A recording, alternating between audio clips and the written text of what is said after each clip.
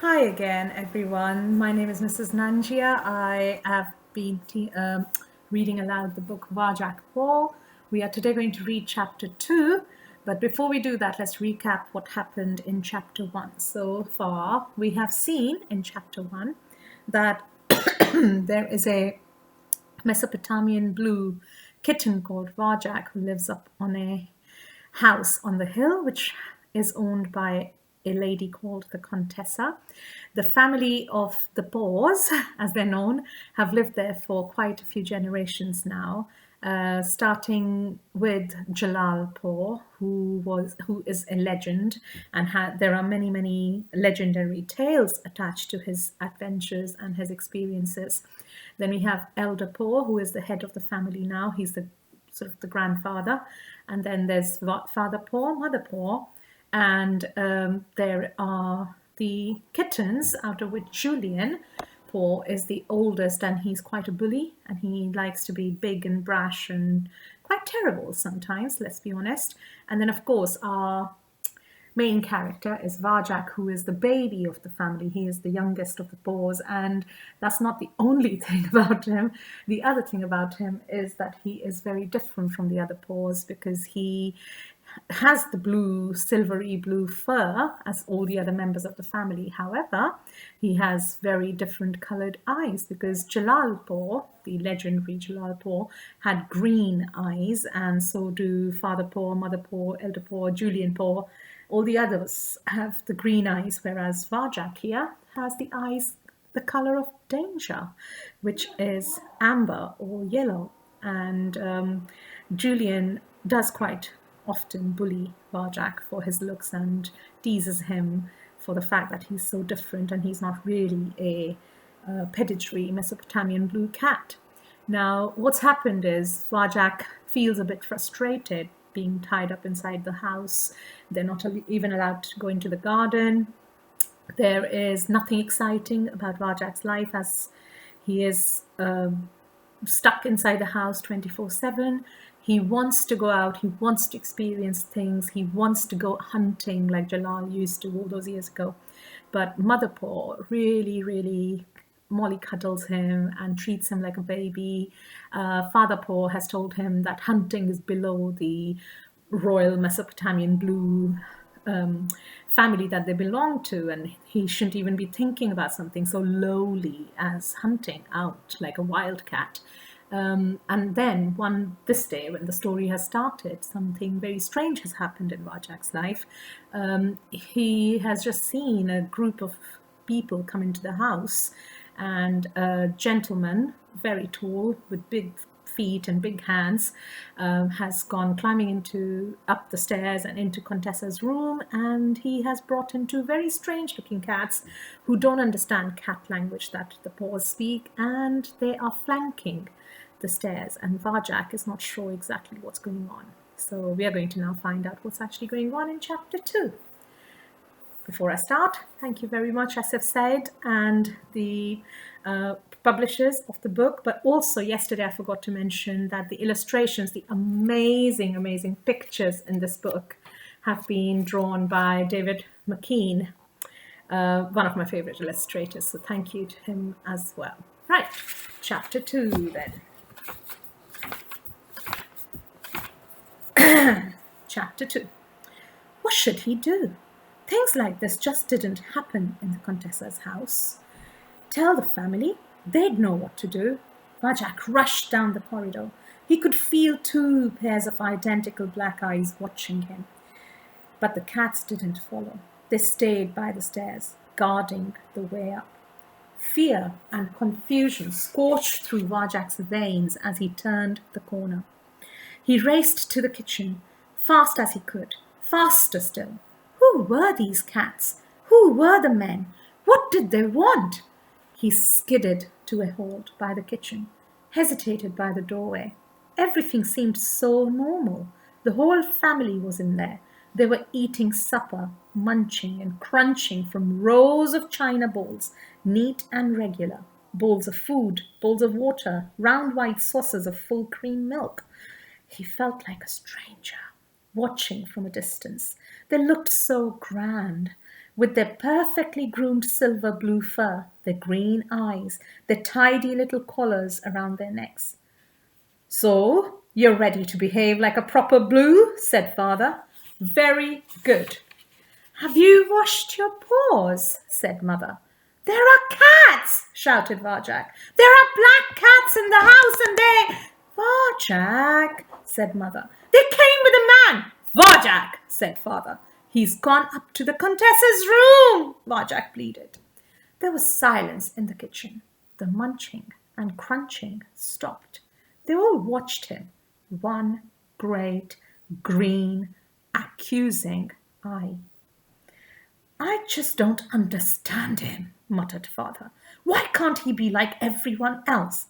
"You haven't washed your paws, have you, sweetheart?" said Mother. She came over and started scrubbing. Varjak bit his tongue. No one believed a word he said. It wasn't fair. In the middle of his family, he felt friendless and alone. Have you ever felt that way? Friendless and alone. "Come and eat with us, Varjak," said Cousin Jasmine. "The food's ever so nice." Jasmine's voice was cool and smooth, like milk in the morning. "I don't want to eat," he tried to explain. "There are black cats in the house." "Oh, who cares what the little insect says and does," said Julius. "I'll have Varjak's food. You have to eat to build your muscles, you know." Julius puffed himself up and tucked into Varjak's bowl. Jasmine looked impressed. "You hear that, Varjak?" said Father proudly. "Julius is a proper Mesopotamian blue." Varjak bristled again.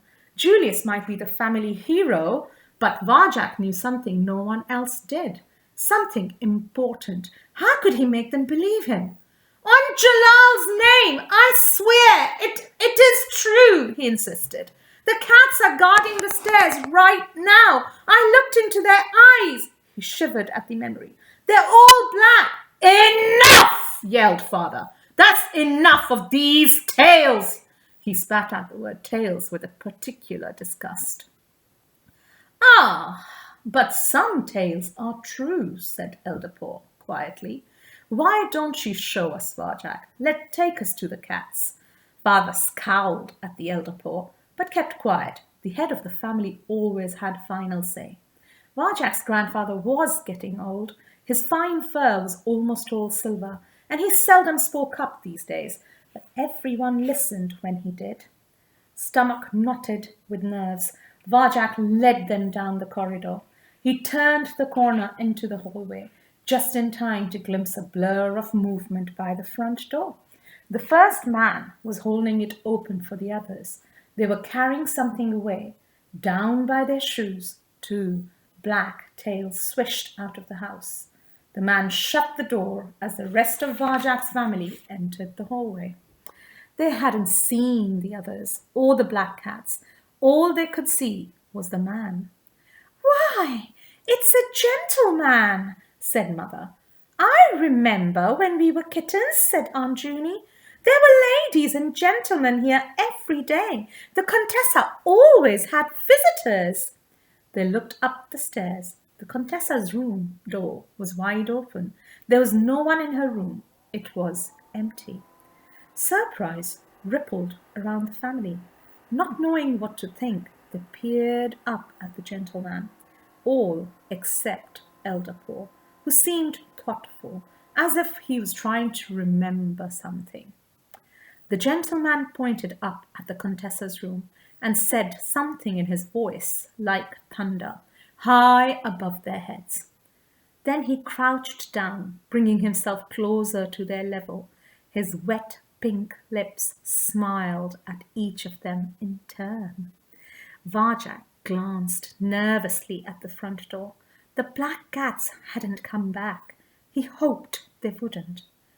With a flourish, the gentleman brought something out of his pocket. He held it out on his waxy white hand and murmured to the family. Curious, they edged a little closer to see what it was. A toy mouse. Small, grey, furry. It was perfect in every way, so precisely detailed it could almost be alive. The gentleman placed it on the floor in front of them. Varjak sniffed the mouse. It even smelled real. A tingle of wonder ran through him. He'd always wanted to hunt a mouse just like Chilar. "Let me see that," said father. He examined the toy. "Amazing," he purred, and batted it across to Julius. Julius flipped it stylishly through the air to Jade, to Jethro, to Jerome. They giggled. Varjak wondered if he'd get it back. Probably not. "What a beautiful toy," said Mother.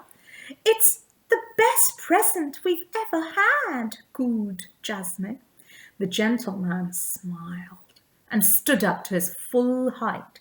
He waved at them to follow as his shiny black shoes went clicking towards the kitchen. Jay, Jethro, and Jerome raced to be first beside him. "Come on," said father. "Let's see what he's going to do next." In the kitchen, the gentleman was spooning something into their bowls. It was an oily black paste with a sharp, fishy smell. Varjak's nose wrinkled at it. "Ugh," he said. "That's caviar," whispered Mother. "The rarest, most expensive food in the world. Treats like this are only given to the finest pedigree cats," purred Father. "The gentleman knows how important we are." The man put the bowls back on the floor, heaped high with fishy food, and beamed down at them. His pink lips glistened as the cat started to sniff the caviar. He nodded, turned, and left the kitchen smiling all the way. "What was all that fuss about, Varjak?" said father, the moment he was gone. "And that black cat nonsense." "I'm calling a family council," interrupted Elder Paw. "Now everyone is to attend, even the kittens." "But, Elder Paw," protested father, eyeing the bowls of caviar, "family council is only for emergencies. It's—" "Now," repeated Elder Paw. "Now, in the front room." The Elder Paw strode away. Varjak glanced anxiously at his father's face. It was twisted with speechless rage. Can you show me an angry face? Full of speechless rage. That's the end of chapter 2. What do you think Elder Paw is going to say in this family council? What has just happened? Where have the cats disappeared? Those 2 black cats, mind you. Is anyone going to believe it? Varjak.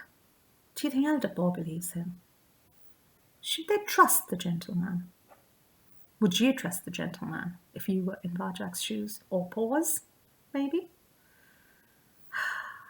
Let's find out tomorrow when we read chapter 3. Bye for now. Keep safe, keep healthy, and stay indoors. Bye.